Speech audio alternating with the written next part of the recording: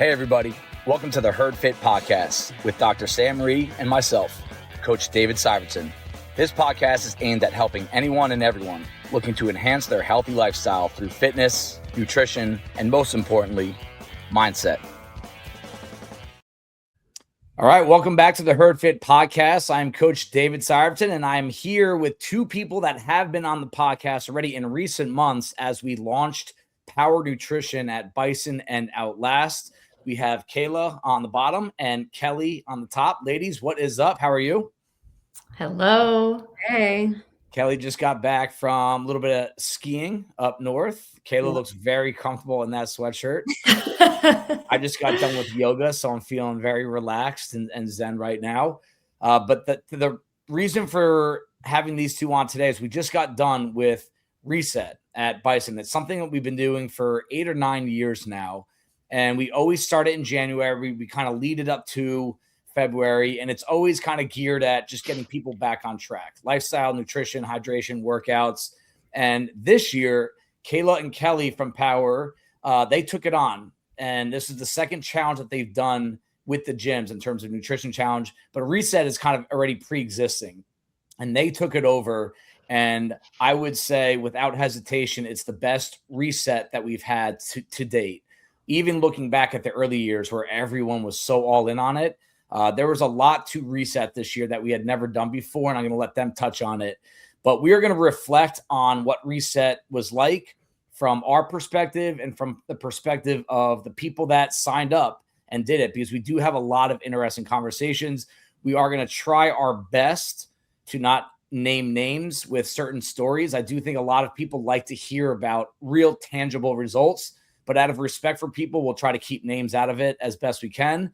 Before you start really diving into this episode, I want you to try to view this from one of three viewpoints. One of them being, I did it and I loved it. I got great results from it. This was awesome. Let's try to look at it from that lens. Awesome. The next one could be, hey, I did it. I was kind of in and out, a little inconsistent. I maybe saw a little bit of results, but then I kind of went back to my old ways. What do I do from here? What went wrong? And then the third one, let's be honest about this. We have to face the music sometimes. And I didn't get what I wanted out of it. I paid my money and I didn't like what the results that came from it. Why did that happen? Was it my fault? Was it that person's fault? And it's usually a combination of a lot of different things. But I think that we can view this episode and listening to Kelly and Kayla talk. They have a lot of experience working with clients, and they have seen huge positive results for so many different people.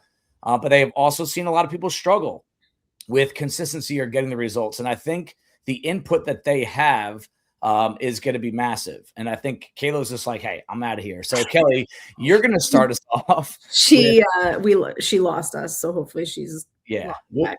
I'll start off with you, Kelly, and I'll get in touch with Kayla as you're answering. But I want you to kind of touch on what was different about Reset this year in contrast to what we've had in the past. So I think the biggest piece of the Reset this year that was different in the past, and something that we talked about a lot, was accountability. Oftentimes in the past, it was, a spreadsheet that you logged your own scores, you shared it with the greater group of people. And as the weeks went by, you could just see numbers kind of dwindling. So we gave everybody their own spreadsheet. We set goals both related to lifestyle as well as activity in the gym. We had our benchmark workout that applied to everyone involved, that their improvement when we repeat that workout is going to go towards their scores. So there were a lot of ways we made it a game. There were a lot of ways to earn points, to motivate. There's a cash prize at the end, which, if that helps, you pay into it. So you're also, you want to get something out of it, aside from just having adapted better habits and a healthier lifestyle. And we also created, for those who wanted to, chat groups that each had kind of a captain that weekly would pose a question for everybody to discuss based on maybe what last week's initiatives were, but also to kind of just share throughout the week. This is where I'm struggling. This is what I made for dinner last night, or what do you guys like for breakfast? And we got a lot of really positive feedback that having that support from their peers in the gym helped keep them on track as well. Yeah, definitely. We can touch on that because I think that's one of the most important. You said two things in there that I think are really important to running a challenge at a gym like this. And one of them is it's really hard to keep everyone all in for the entire 6 weeks. Now, it's crazy. 6 weeks is not a long time, but when you're in it and things are hard, it does feel long. Every single day feels long, whether it's hydration, whether it's eating, sticking to your nutrition plan, whether it's sleeping or avoiding alcohol. It is difficult, and it is easy to walk away from. It's easy to say, hey, I'm too busy, right? We hear that a lot. Or, hey, it's just not the right time of year for me. Or we blame a work schedule or family situation that's why I'm not going to follow through on the entire reset. And part of the reason why we made this decision that we were going to charge everyone for it. And part of that keeps people in it. Like, hey, if I'm going to put some coin into this, it's going to make me feel more accountable. But more important than that are those accountability groups. And I was a part of one, and I really did enjoy it. And the feedback I got from others was very overwhelmingly positive, that they really loved it. And I'll tell you what, with myself, you kind of lose track of reset sometimes because the busyness of life. But you get that group text on a Tuesday asking you to reflect on something as simple as your protein intake or hydration. What are your tricks? What do you guys struggle with? And it just brings you back. So you work with a lot of clients one-on-one, and a lot of what keeps them in the game is the interactions that you guys have back and forth with each other. What was the main motivator behind, hey, why put people together that, hey, they did not pick their teams, by the way. No. You guys picked them. You guys picked the team captain based on personalities and who they were with and what their goals were. Give us just some insight of why and how you put that together. There's so much value in support, in moral support and community. Our gym is so much about community. And I would say for the most part, everyone always has an open mind about being paired with people. You go to our partner workouts, you join into, the stretch classes and things. You come together as a group, and that's kind of what helps build relationships and camaraderie. And I think that the open-mindedness from everybody, that I would guess maybe 2/3 of the participants opted to be in groups. I think we had like 8 or 9 groups with 5-ish people in each group. And when we first started laying them out, we were kind of trying to like match personalities. And then it was like, what does it matter? Everybody's in this for, the same thing. And our hope was that in doing this, that you would come out of it with 3 or 4 new friends. Everybody goes to different class times, two different gyms that you're bringing together. So it was just another way to kind of like build the community. But you're also with people who have the same struggles. Maybe it was somebody who, have never thought about protein before. And now all of a sudden they're like, how am I supposed to eat 90 grams of protein a day? And you've got a group of people telling you how they do it, what their sleep habits are, maybe something they do before bed, or, hey, let's meet at the gym and do an open gym class if you need help motivating. I spoke with someone the other day who said the first week she had like 3 really difficult family scenarios play out, and she reached out to her group. And she just said, listen, guys, like the first week initiative is just not happening for me. But like having that group of people to kind of keep her active and involved was really helpful for her. Yeah.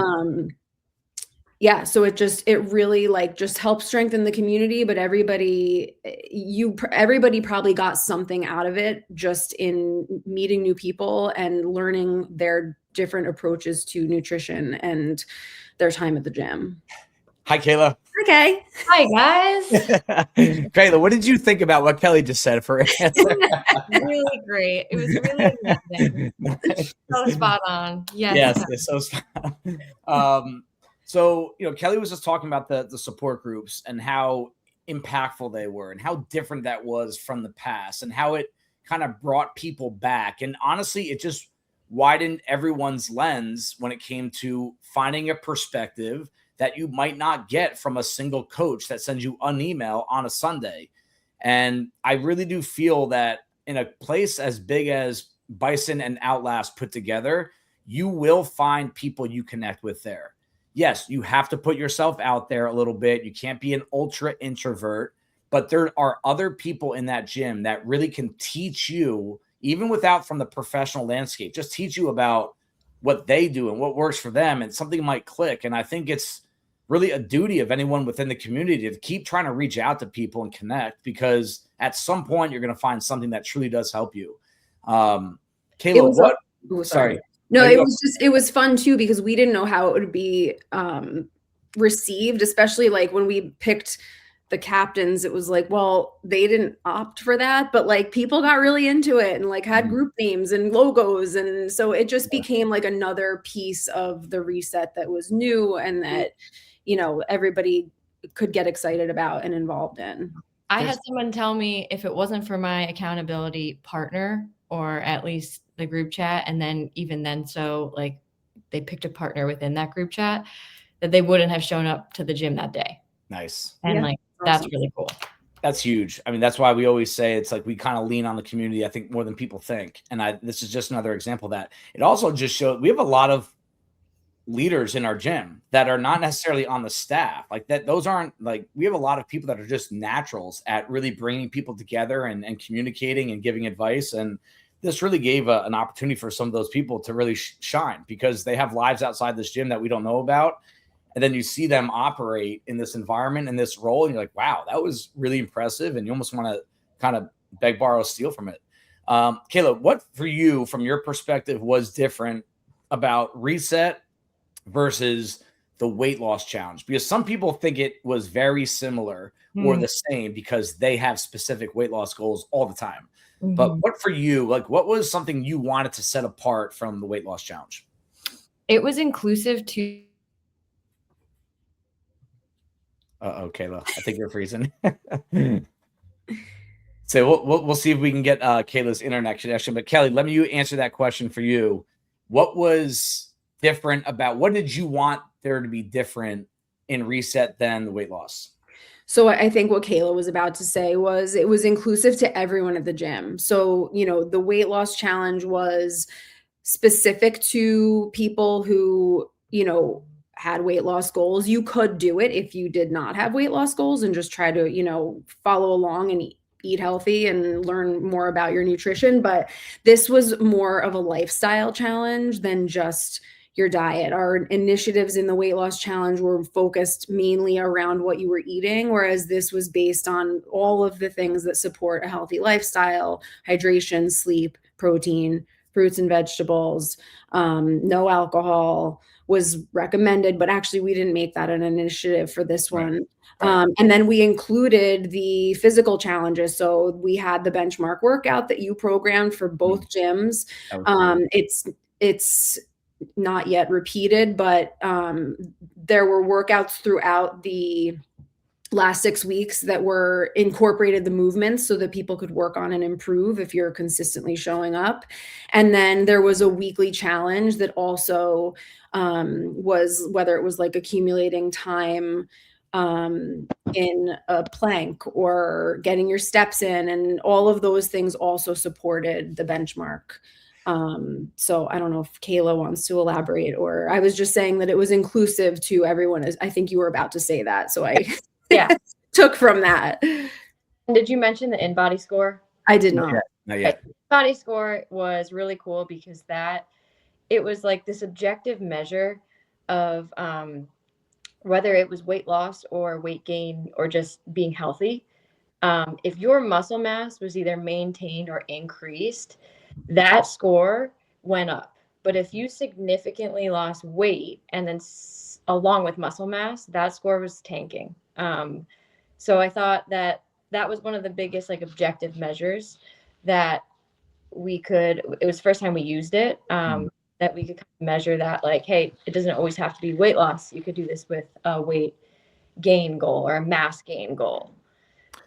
Yeah, the InBody was we took a little bit of a risk with it in terms of it being a really influential part of the score because um the InBody machine, I almost want to do an episode on it because like the more you learn about the machine or the DEXA scan machine, these things are metrics that we can all use to kind of give us a broad picture of where we're at. Just like your weight, if you want to step on a scale, I think it's a number you should generally know. And if you see it go up, like you got to be a little careful. That doesn't always mean bad.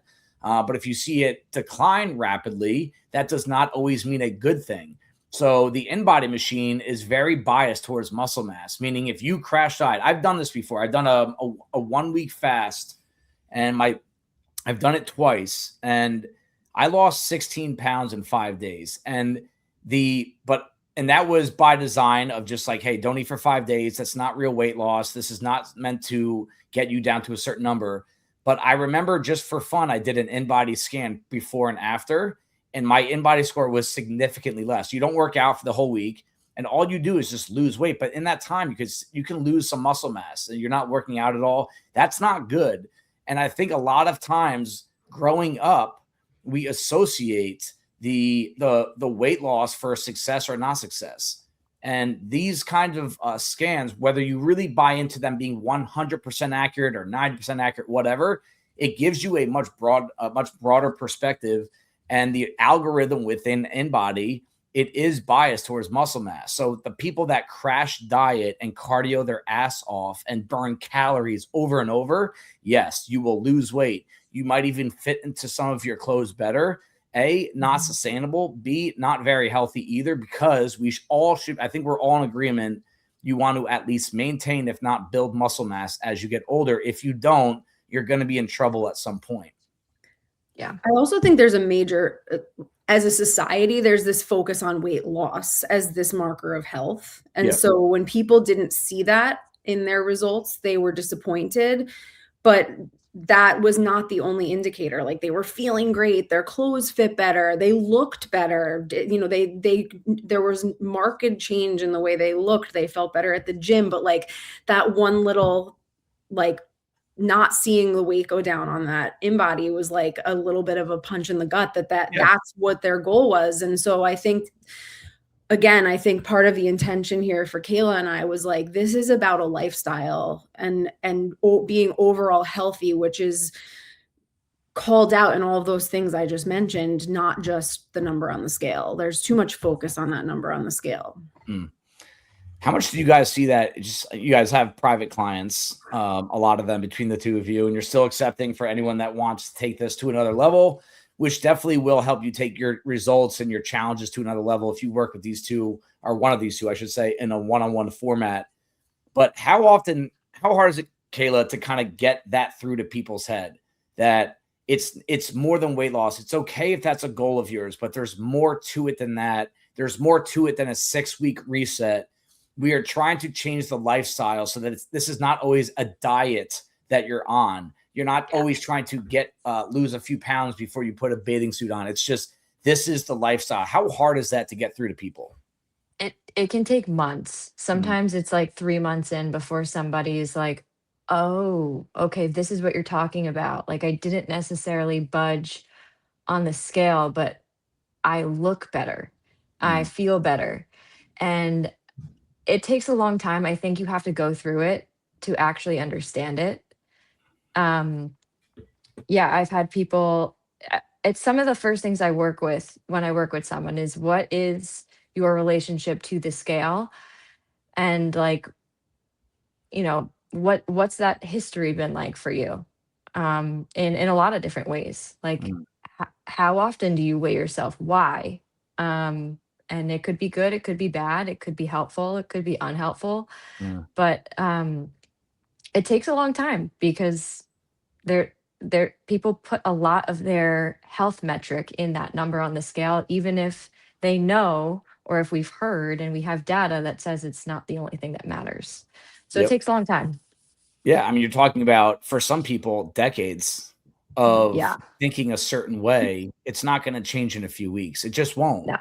And it takes a little bit of humility there, but it also takes patience on your part to really be Yeah. like, hey, this is okay. This is not it. They're not just gonna listen to you, two very lean, like I know. good athletes. You guys are very in tune with your bodies. Like, it can be hard to always hear this from people like you, but the more you work with Kayla and Kelly, you do understand how valuable their perspectives are, but how much they truly care about what's going on in between your ears, and then it affects the rest of your body. And I think that's a big part of this.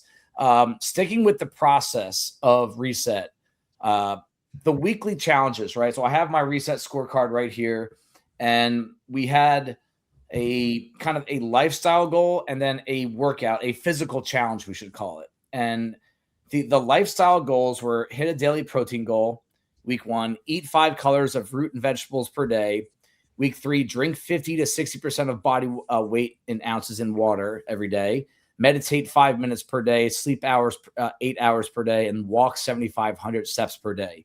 Kelly, what went into and why those? You could have went in a lot of different directions. What made those really important to you?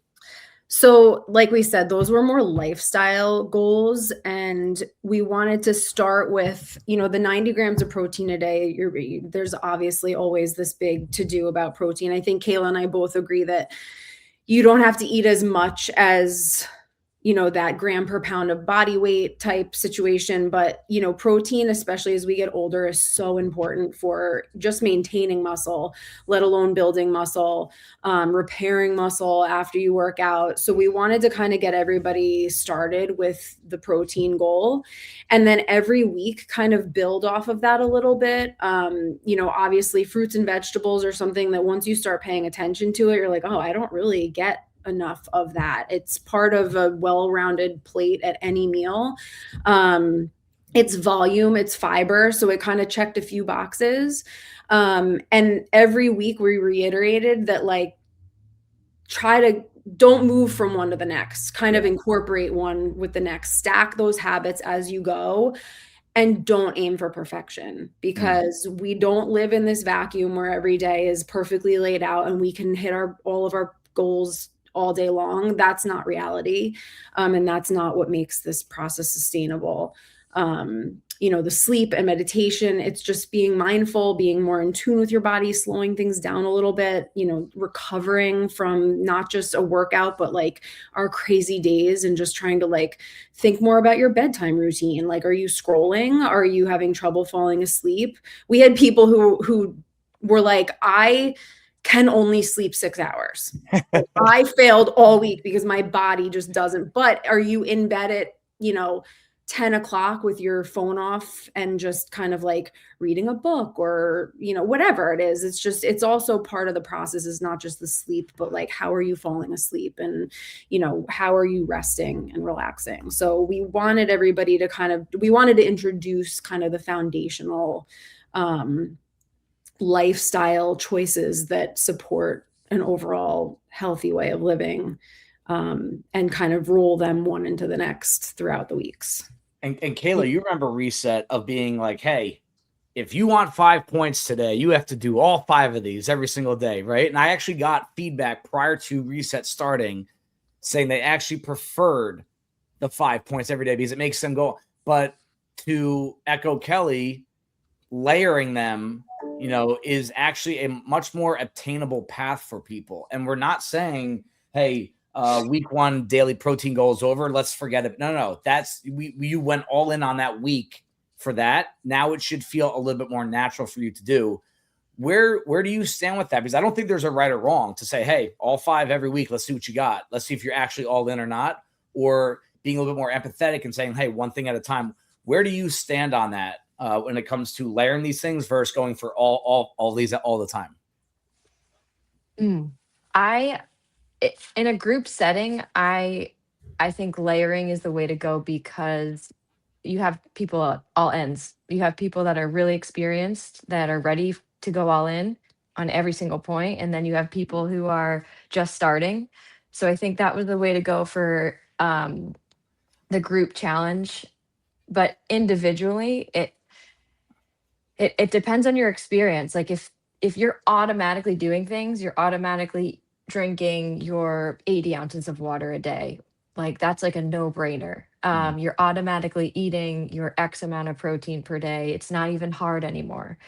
But even the experienced people, I find like you need someone like holding someone accountable and like doing the basics well and just focusing on like layering one thing in at a time can still be beneficial. So that's a roundabout way of saying it depends. Yeah, no, it is. And it is. There is no right or wrong answer to it. Like if you guys next year said, hey, for reset this year, we're not going to have the weekly challenges. You're just going to get 6 points per day potentially. And if whatever Yeah. you do, you log it, like that's fine. I don't think there's anything wrong with it. But I liked having that change just from my perspective of like, let's really make this simpler, but just as effective because it's easier and less overwhelming for people that are busy and they have every excuse in the book to just focus on the one thing per day. And the number one, I actually like the way you ordered these as well. The protein goal, I can't tell you how many women, especially when I did my favorite conversations, by the way, are the second InBody scans and just getting feedback. What'd you like? What didn't you like? And hearing both. And the amount of times that I heard like the protein really setting themselves up for feeling better, feeling like they're actually a little bit more productive when they're lifting, but also they eat less throughout the day because they're so focused on getting their protein in. So they're eating a little less snacking, a little less dessert. And you make that change right there, less bad food, less sugary, like unproductive food, I should say, and more productive food like this. That's a double whammy right there. Like that alone brings huge results to people. It's just focusing on the protein. I love that you guys put that first.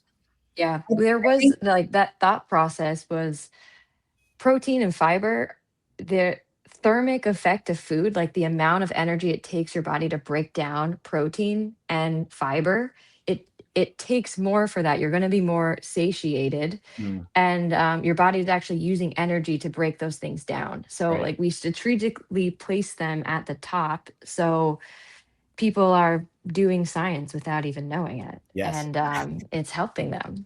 Yeah. I think there's value too in having, asking people to stack rather than do everything at once, because you can still feel good about hitting 4 out of 6 of those things. Like, oh my God, I didn't have time to do the 5-minute meditation, but I drank my water, I ate my protein, I slept 8 hours. And so it's like, it is more realistic to everyday life outside of these 6 weeks. And the intention isn't for everybody to like realistically, I think it plays to that all or nothing kind of situation where like you can hit all 6 things for 6 weeks, but can you do that forever? Like, is that real Right. life? No. Right. So you can still feel good, find places to feel good about, the choices you made that day and what you were able to accomplish, whether you had a crazy busy day at work or something challenging is happening with your family and things like that. That's life. Yeah. So it's finding ways to hit on some, if not all, and still feel good about it if because you checked some boxes. Yeah. I want to read something from feedback that I got from someone without naming names, but I think it ties into this. So they said, I think this was the best one so far, referring to Reset. It was an accumulation of good habits. So I think there is a higher possibility that people will continue the habits afterwards. You didn't lose points for having a cheat meal. You just go about your daily routine incorporating new habits. I can't think of anything bad about that. If people didn't stick with it, I don't think it was because it was too difficult. So great feedback. Yeah, I would agree with them. Yeah. Those are huge. Those notes. I hope people know this, that giving Kayla and Kelly feedback through a text, email, it's huge. It's probably one of the most influential and beneficial things to the future of power and the next challenge down the road. Like everything that comes their way, they're going to put a lot of thought into and maybe even put into practice. So, and it doesn't always have to be all the good stuff, right? You can give some negative feedback because it does help make us stronger and make this program stronger as it blossoms and grows in the future. But those like notes like Kayla just read, those are invaluable. So if you guys have anything for us, for them, really send it their way, because I do think they're going to approach it the right way as well. Let's talk about some of the good, the bad, and kind of the indifferent. And this could be the results, right? No, not everyone that comes in and does that second InBody scan is thrilled with the number that they saw. And some of this has to include some real talk. Like, some of us have to face the music. Trust me, when someone's InBody scan is not what they thought it would be, I would love to say, maybe the machine's broken. Trust me, I would. And then next, someone comes in right after you, and it's like, InBody score up 5, down 3 pounds of fat, up 2 pounds of muscle. You know, we should talk about the good and bad results. And I love being in there. I don't want to name names, but like, I tell people all the time, like, hey, you look very different right now. And that's only 6 weeks. Like, imagine you do this for another 12 to 18 weeks. Like, you might not even realize, you don't even have the picture in your head what this can turn into if you simply just stick with this. Kelly, what are some of your favorite things that you have heard in these conversations and seen with the results? Like, what really gets you going? What makes you happy and makes you feel like, wow, this stuff is really working? I think it goes back to even what you said about your conversations about protein, just people coming in and having these like light bulb moments. Like, I didn't realize I wasn't eating enough protein. And then I started to, and it just like, that was what I really focused these last 6 weeks on. It was the great results on the InBody. It was maybe losing some body fat, and maintaining muscle mass. Like, it's very hard to lose weight and not lose muscle. And so there were some great results that people were really happy with. And you could tell that they put the time and energy in. They had nice things to say about the reset and the way that Kayla and I rolled it out, and the way the focus that we put on the things that we did. And when they have the realizations that like, it's not about a diet. We didn't say, here's your macros, or here's, eat 1,600 calories a day for 6 weeks and voila. It was really like, you put the time and energy in, and the reward of that coming back, that they were like, this is something, that you're onto something. Yeah. It's not, we always say it, like, it's not sexy. It's not this diet with like these quick results that all of a sudden, but that doesn't really exist sustainably. So it was just those aha moments for people, that whether it was like the whole thing or just like one of our initiatives, that they were like, wow, I really loved that, and I'm going to keep doing it. Nice. Kayla, any common ground from the conversations you've had?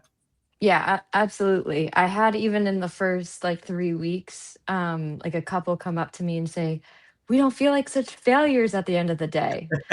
They're like, this is amazing. We had another person say,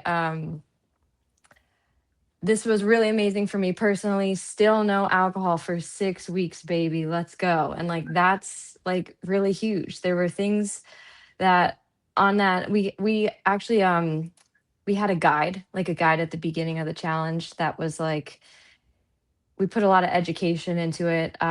Here's like your like everything at once, what you need to know about everything, and alcohol was included on there, even though it wasn't like an intention. Yep. So people can pull off of, like, if it was too easy, they could make it harder if they wanted to.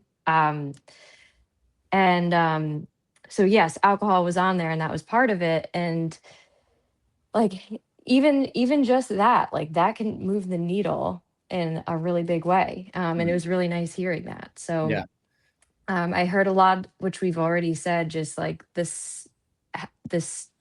stacking of things that they really liked. And then which we'll talk about next, in terms of like the potluck, I think was really like, we got good feedback on the potluck. I think it's something that we can do better and like emphasize in terms of like the amount of people that were there.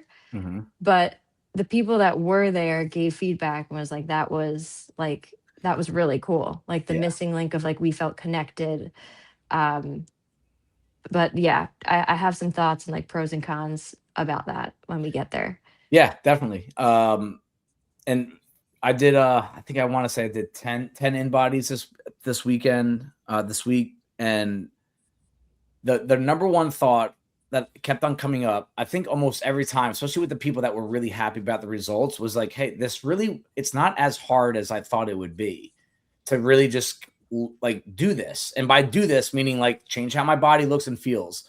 because at the end of the day, if someone's saying like, I don't feel like a failure at the end of the day, and that is, I think, a real fear or struggle point for people that are trying to clean up their lifestyle, is that they struggle, and that at the end of the day, they look back on it like, oh, I shouldn't have done that. I shouldn't have done that. And you start beating yourself up over it. I see it on the CrossFit side all the time. Like, I can't do what I used to do. They get so upset, they angry, they throw a fit, and then they leave. They're out. It's just like, I can't handle that. So they quit. But once you get a little bit of momentum of saying like, hey, I like this feeling. Now I'm kind of competing against myself every day. And I don't have to go throw 315 pounds above my head.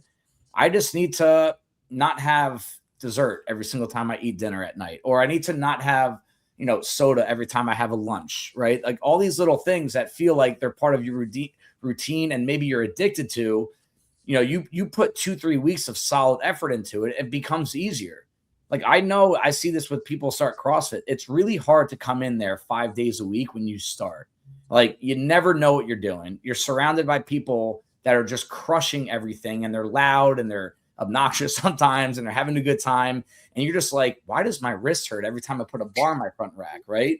But I always tell people, you get over that 4 to 6 week hump, you start feeling like it's not as difficult. It doesn't always stay that level of hard. And I heard that from a few people that their results came from just every single day, every single few days. It was just, they never felt like they were always fighting against wind. It was just like they got the momentum and they actually had the current behind them and actually taking them to where they wanted to be. So I want to encourage people that if you did hit a snag and you're not happy with the results and you kind of gave up after a few weeks, you're not alone in that. And at some point, encourage you guys to get back on, because all it takes is a little bit of momentum, and then these things don't remain difficult forever. I think to that point, just like Kayla and I, one of the things that we like frame our whole process on is like, it's make the next best choice. Yeah. Like, don't throw the day away. Don't throw, like, start your day with a great breakfast and it kind of sets the tone. But like, if you kind of like have a dinner out and you order dessert and you enjoy yourself, and then it's like, all right, then wake up the next morning and make the next best choice. Or if you go off the rails a little bit during lunch, just make the next best. You don't have to wait till the next day. And it's the same thing here. Like, if you fell off a little bit, just start with protein. Like, take a month to like, this is your life. Like, this isn't like there's no end game to this. So like, start small and build off of those things. And I think that that's where like, this is a lifestyle. And listen, everybody involved in this challenge and at our gym shows up several times a week and gives 100% effort for an hour. And so we know you all can do it. Yeah. We all know that you have it in you to like put time and energy and effort into the things that matter. And if you're putting your time and energy into your health for that hour of the day, add one more thing to the list. Eat your protein or drink your water. Just start small. These aren't like big, like Kayla said, like little things move the needle, and it's a long game. So, or we want it to be. So doing these things only makes that longer. Yeah. Now let's talk about, I'm not going to spend too much time on this, but let's talk about some of the bad / indifferent, right? And obviously we always have to be sensitive to this. There are reasons why people hit a snag or they hit a stop sign. They really did struggle at this point, but I don't think we should lean away from talking about that as well. Like, I do think we should really speak to those that did not get the results they wanted to, or maybe they gave up after a couple of weeks. Like, some did stay involved in 6 weeks. They got to that InBody scan and, or they're redoing the benchmark workout this upcoming week. And they did not feel the way they wanted to feel. They did not see what they wanted to see. Let's be real about this. What happens that causes that kind of reaction or that kind of result or lack of result? Was it just nutrition? Is it just sleep? And again, it's going to depend on the person, but based on your experiences working with clients and talking to people within Reset, because not every conversation I had about it was positive. Where do you think those lack of results truly do come from? Kayla, you start off. Based on the conversations I had, a lot of it stemmed from lifestyle and what was happening in their lives. Like they fell off because after week one, I had like one person say, maybe it was like work got really tough and they had like a bunch of fires to put out and they never came back to the next best choice. Like Yeah. it was a all or nothing mindset. Like I just, this is too much right now. I can't think about it. I have to put this aside so I can show up in any capacity to serve my work or my family. Like Yep.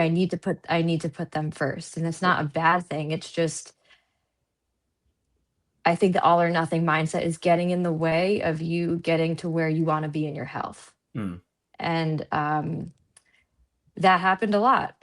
Or if we're not talking about lifestyle, maybe they think they're going hard. Like they think that this stimulus is going to get them somewhere, but it's just not hard enough. What was once hard is now easy. Maybe it's they started a workout routine and they stuck with it for like a year or two or 6 months, whatever the time period is. And they keep showing up and doing the same thing. But now that same thing becomes your body adapts, it becomes easy. And now they don't realize that they need to go to the next level, to the next step. And that might be with, yeah, you got to increase your protein, or you have to go heavier. And maybe they just don't realize it because they have a blind spot. Yeah. And that's okay. So yeah, I think that would be like a big factor to this besides just being busy.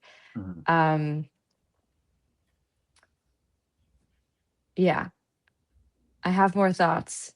But I lost what I was going to say. Time back in, because maybe something Kelly will say will kind of get that rolling. And we're not on a time constraint. I'm not anyway, but because I think these conversations, if everyone can just be humble about it and just be like, hey, I'm one of those people. I'm not happy with what happened. We have to at some point figure out why. I mean, you have to be real about it. Kelly, what are your thoughts on this? So I think the initiatives we rolled out were for a healthy lifestyle, not necessarily weight loss per se. So the people who got on the InBody and didn't lose weight, you could be eating X number of grams of protein and hitting that goal every day, but are you also eating an extra 1,000 calories? Are you picking at your kids' food? Are you snacking? Are you, drinking? So it's like there's a lot of other things at play when you start to fine tune to your goals. That like what we're giving you is a foundation that can kind of be adjusted and adapted to your goals. It can work for everyone, whether you want to just maintain your weight and your fitness or get stronger or lose weight. So like, just doing these things might not be what is leading you to your goals. So like, then my question is like, that's when you kind of get to that more micro, that's a macro view. This is like more like, what exactly are you eating? Like how many calories a day are you eating? How much are you moving? How does that all play into what your ultimate goals are? Yeah. It's like that, like going back to Kelly, I agree with you. And then like going back to that idea of, this might seem a little bit extreme, but like the athlete who works, we set the clock on a time workout, and the athlete who stops at like, all right, there's 10 seconds left, and they stop at the 10-second mark versus like finishing it straight through.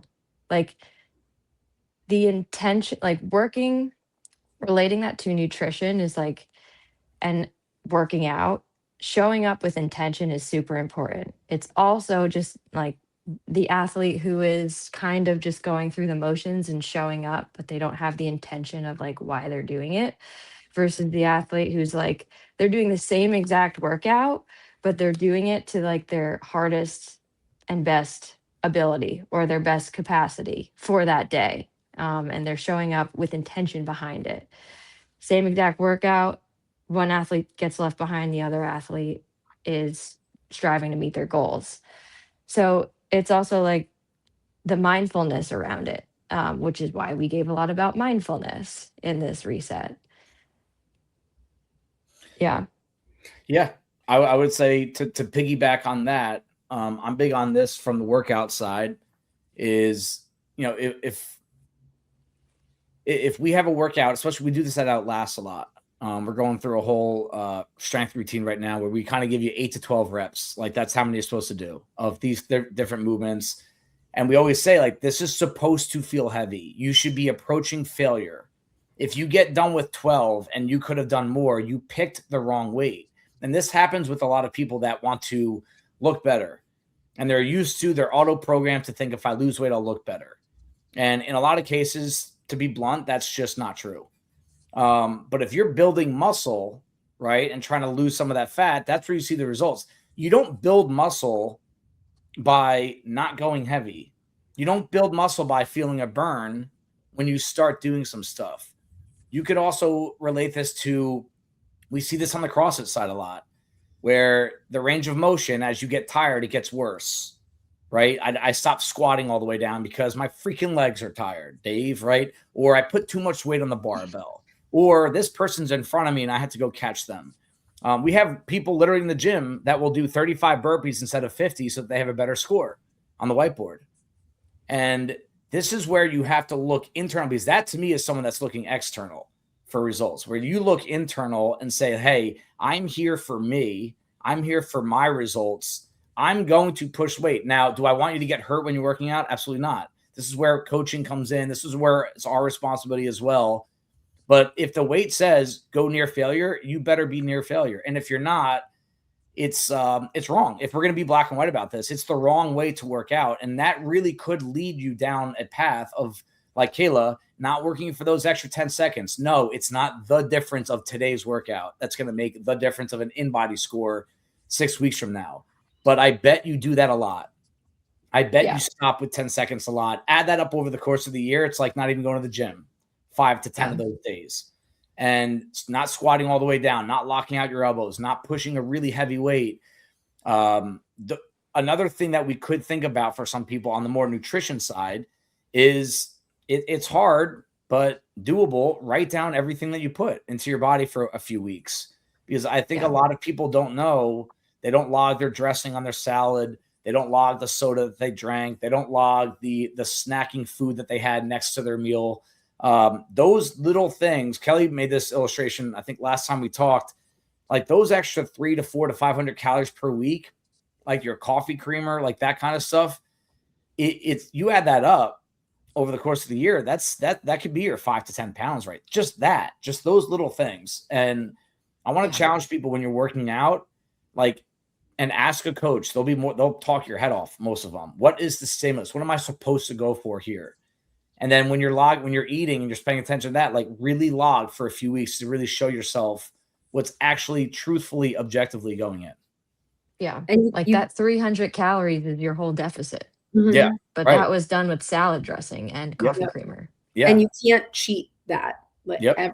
It's calories in, calories out. And I guess that's like what I was saying earlier is like looking, if you want to go to the next level of that, you need to look more closely at what you're putting in your body. And I think we so mindlessly eat, and we even if we pare down what we're eating throughout the day, and you think you're maybe in a deficit or you're doing the things that we laid out for you, but until you really look at what those things are, it takes time and consistency. Like a half a pound to a pound of weight loss a week is reasonable, especially because you want it to be sustainable. You don't want to be starving. You could eat 1,200 calories a day for 2 weeks and lose 5 pounds, but then you're miserable and you're hungry and your workouts feel like crap. So it's patience but like really then digging in a little bit deeper to be honest with yourself and kind of take a look at what you're really eating and drinking too.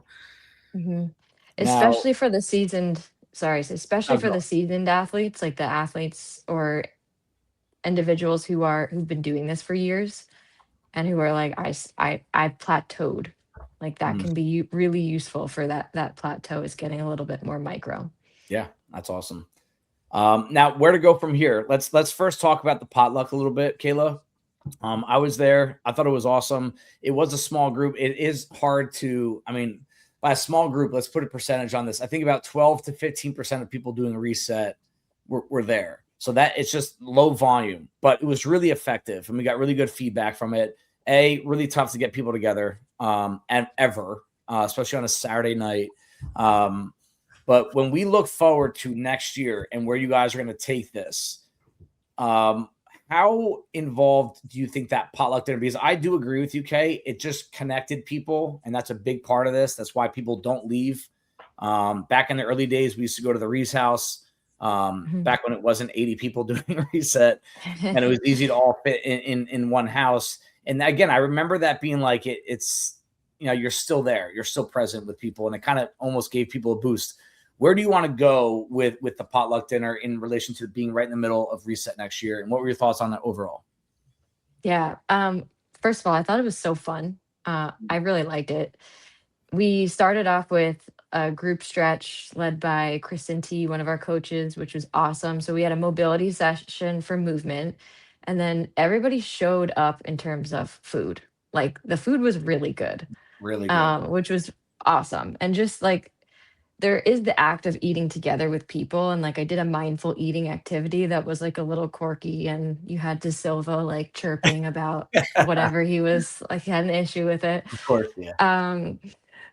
But just that connection and physically being together in the room, and then the education, like we had those two talks we talked about. I tried to connect it to like the gut and the brain, which went along with our mindfulness week, and like why that's important, and give like a little bit different twist on nutrition versus like calories in, calories out. Then you talked about fitness, so more room for education. I would really love to just expand this and maybe talk about it more before reset even starts, like what this is going to be, what to expect. And then, yeah, just have people come. I think it could be really, it was really intimate, and I really liked that. So Yeah. I kind of liked that it was like a low amount of people. Yep. And then we ended the night with Rafi's mindfulness recording, which was kind of cool as well to get that piece in there. But I just think it was a great first one, and we can only make it bigger and better. Yeah. Those things are always, I know a lot of times in these, you pursue numbers and quantity, but it's not like, I think that the impact is what really matters most from that. And I think everyone that went there, I got messages that night from people saying how much they enjoyed it, what they got out of it. Again, education, more touch points for you guys to really, because we like talking about this stuff. Kayla's like, Dave, do you want to talk about fitness? And I was like, fine. Like, I was like, how do I keep it below 45 minutes? But like, we like talking about it. You like educating, and you're looking for opportunities to do it. And I think that's where the impact comes from, those things. And I think that's a little bit more beneficial than having everyone there. In some ways, having more people there could have made it worse. I'm going to be real about that. You could have had 5 De Silvas there talking during your mindfulness eating thing. Now, Kelly, what is we've touched on this throughout the conversation, but we're going to start wrapping this up about, what do you want people to truly take from Reset in 2026 and kind of pushing this forward? Like, if you could pick one thing that you want everyone that participated to take from, what would that be? I think, again, that like, this is your life. Like, this is it just is your day to day, right? So like, rather than having that, like, if you're not dieting, or if you're not, cleansing, or whatever it is, what's the alternative? What's the other side of that? So it's not exciting, and it does take patience, and it does take time. But like, we had somebody do an InBody, they weren't really happy with their results, and she said, I wish I had started this in June. And I said, but you started it in January. So like, keep this going and imagine where you'll be come June. It's like, it's your life. So like, you only do yourself a favor by putting time into these foundational things that, again, you don't have to aim for perfection. That's not realistic for any of us, no matter what. And so it's just learning how to incorporate these one thing at a time. Kayla and I are always here to have the conversations and support you and talk things through with you. And I think that's while it might seem boring, and maybe people fell off because they were like, this is boring, but like, if you're not doing those things, you're never going to get the results you're looking for, no matter what your goals are. Yeah. Yeah. Kayla, what about you? What would you like people to walk away from Reset just kind of front and center? Consistency always wins. Mm. Nothing really too crazy about that, but consistency always wins. And like today is a great day to start. Mm. So if you fell off, you can start today. Yeah. And that sometimes it's good to tighten things up for 6 weeks and then you maintain, and then you tighten things up for 6 weeks and then you maintain. Like, it's good to have large goals, but it's also really great to live in the gray. You just have to learn how to live in the gray. Yeah. So Yeah. I had mentioned this to you, Dave, but I listened to Rafi's podcast when he was on with Savan, and I like stopped it and I did my best to quote him, but this was kind of, he said this much better than me, but he said, the path is the purpose. You're always going to need to work out. You're always going to need to be healthy. You're always going to have to be kind. You don't get to the end of kindness. You don't get to the end of fitness. You need to make the pursuit of being that type of person the return on investment. And I just thought that was like, you don't want the end. The end is the end. So like, let's try and make that last forever. Yeah. I just thought he said that so well. And it's like what Kayla and I are always preaching. Preach. Yeah. You'll never regret trying to live a healthier life. It's never going to be something you look at like, oh, I can't believe I did that. Like, it's never going to happen. So I agree. I love that we can wrap that up with Rafi, his words of just that there is no end to it. And once you accept that, it actually could become a lot easier in a lot of ways and a lot less overwhelming, a lot less stressful too, because you're not chasing a finish line right now. You're just living, and that's all it is. All right. Well, ladies, that was awesome. Do we want to give a little intro into what might be coming up? Do we not want to? I can edit this. Don't worry. But I've already had a few people ask, when is the next one? You guys are starting to develop a pretty strong following with these challenges, but we also know there's a lot that goes into the timing behind these things with you guys personally and what's going on with your lives, and also the gym and schedules. Like, we have the Open coming up. You can't add anything onto that. Do you guys have any thoughts of potentially doing something between now and let's say summer? Yeah, we would love to get like a spring challenge going right before summer starts. Maybe it's like a quick 4-week. We don't have this set in stone, but it's like a faster pace moving one that would just to get you kind of like recharged and reset again. But stay tuned with more details. All right, cool. All right, well, thank you guys, and we will see you at the gym this week. From my perspective, you guys crushed it again. I knew you would, but this is by far, I'll echo people saying this is the best reset we've ever had. And knowing the two of you, I think it's only going to get better. So if you were not involved this year or you fell off, you will get another shot at it. And I hope you guys join us, because the more the merrier for us. The more people we have doing it, the more potential impact there could be, and the more lives that can be changed. All right. Thank you, guys. We'll see you next week. Thank you. Thank you, everybody, for taking the time out of your day to listen to the Herd Fit podcast. Be on the lookout for next week's episode.